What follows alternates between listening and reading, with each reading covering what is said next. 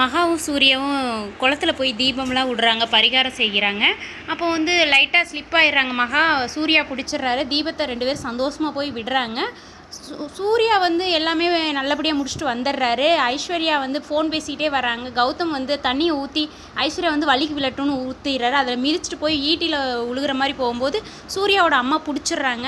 நிறைய கெட்ட சகுனம்லாம் நடக்குது. இதுக்கு பரிகாரம் செய்யணும், இதுக்கு வந்து அவங்க வாரிசுக்காக அவங்க தான் செஞ்சாகணும்னு சொல்லி 36 தேங்காய் வந்து உடைக்க சொல்லிடுறாங்க.